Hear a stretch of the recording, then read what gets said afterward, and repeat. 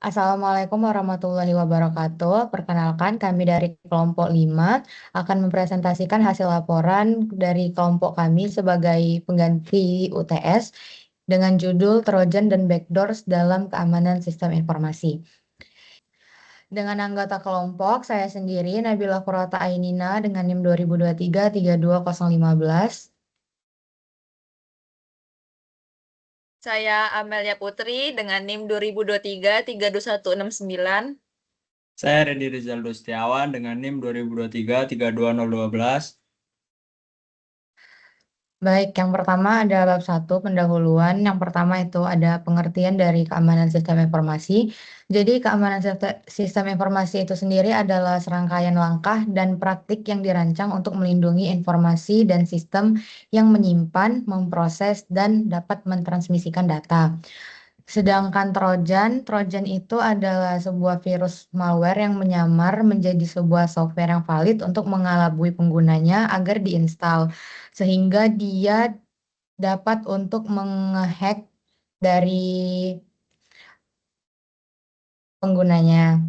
Selanjutnya ada backdoors, yaitu sebuah portal yang tidak terdokumentasi, sehingga ia memperbolehkan administrator untuk masuk ke dalam sistem, kemudian melakukan troubleshooting serangan terhadap sistem informasi. Biasanya Trojan dan backdoors ini tuh digunakan oleh para hacker. Selanjutnya itu ada jenis-jenis Trojan. Yang pertama ada Trojan backdoors, exploit, rootkit, Trojan banker, Trojan DDoS, Trojan downloader, Trojan mail finder, Trojan dropover, Trojan fake AV, Trojan game thief, Trojan IM, Trojan ransom, Trojan SMS, dan Trojan spy. Lanjut, ada jenis-jenis dari backdoors. Yang pertama itu ada web shell backdoors.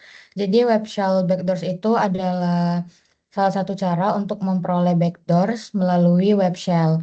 Backdoors itu merupakan sebuah kode-kode yang disusun menjadi skrip rahasia yang digunakan untuk mengendalikan sebuah website atau server. Sedangkan selanjutnya itu ada sistem backdoors. Jadi sistem backdoors itu tuh yang menjadi target utama untuk melakukan dari backdoor tersebut karena memberikan fleksibilitas dan stabilitas dibandingkan dengan web shell backdoors tersebut. Selanjutnya masuk bab kedua, ada pembahasan yaitu kita mengambil dari studi kasus Trojan, yaitu kasus pada Zeus dan Emotet. Jadi dalam penelitian ini tuh ada dua Trojan perbankan yang terkenal yang dianalisis adalah Zeus dan Emotet.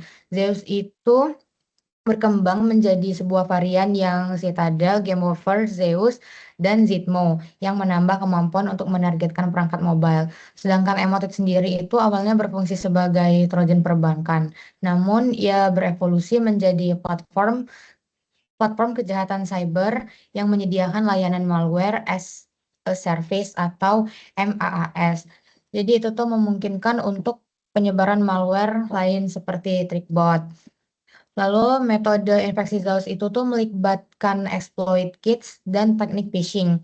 Sementara Emotet lebih menggunakan email spam dengan teknik threat hijacking yang membuatnya lebih meyakinkan dan meningkatkan peluang infeksi.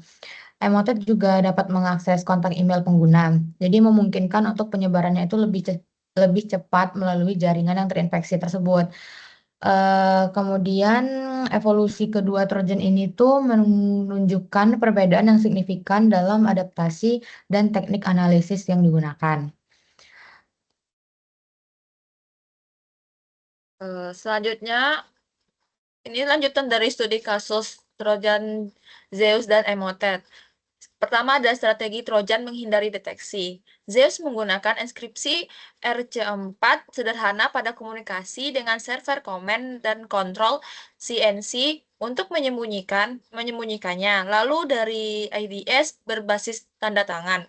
Zeus juga menggunakan obfuscation untuk menghindari analisis yang lebih dalam. Data yang dikumpulkan dari web disembunyikan dengan teknik injeksi HTML dengan enkripsi sederhana. Emotet menerapkan enkripsi berlapis dan teknik obfuscation yang dinamis, membuat deteksi oleh solusi anti-malware berbasis tanda tangan menjadi sulit. Strategi ini memungkinkan Emotet bertahan lebih lama dan menimbulkan dampak yang lebih luas di jaringan yang terinfeksi. Kombinasi beberapa lapisan enkripsi dan pengacak konten memperumit proses reverse engineering dan memperlambat identifikasi ancaman oleh analisis keamanan.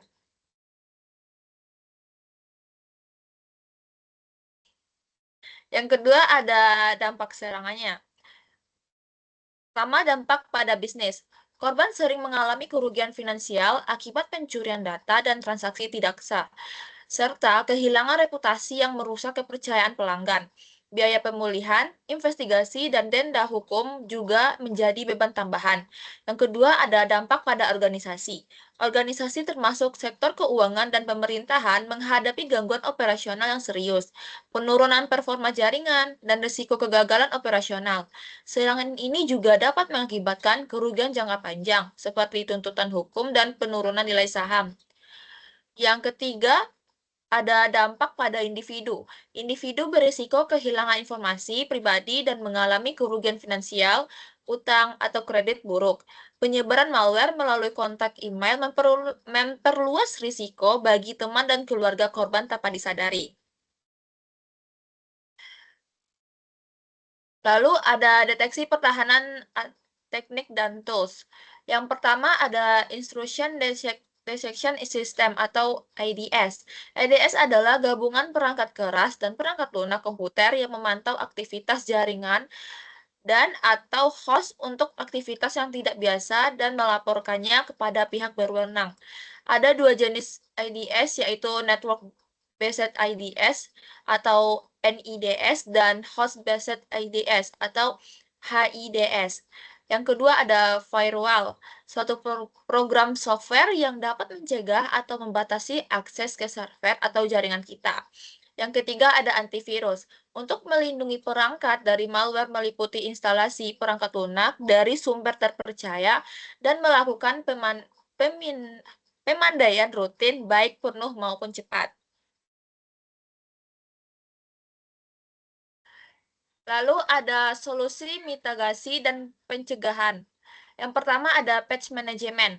Proses ini terdiri dari mengidentifikasi kerentanan yang ada dalam sistem perangkat lunak yang dikelola, diperoleh, menguji, memasang, dan memverifikasi patch keamanan perangkat lunak. Dengan diterapkan secara rutin agar dapat menutup celah yang dapat dieksploitasi oleh malware sehingga dapat mengurangi risiko serangan. Yang kedua ada enkripsi data. Langkah pertama adalah mengidentifikasi dan menginskripsi data sensitif, seperti informasi pribadi atau keuangan, menggunakan algoritma inskripsi yang kuat seperti AIS, kemudian inskripsi penuh pada perangkat penyimpanan Anda akan melindungi semua data yang ada. Penggunaan protokol inskripsi seperti TLS atau VPN sangat penting untuk melindungi data yang dikirimkan. Pengelolaan kunci inskripsi juga harus ketat untuk memastikan kunci inskripsi disimpan dengan aman dan hanya dapat diakses oleh pihak yang berwenang. Dan dilakukan pemantauan rutin dan edukasi serta pelatihan. Yang ketiga ada penggunaan firewall.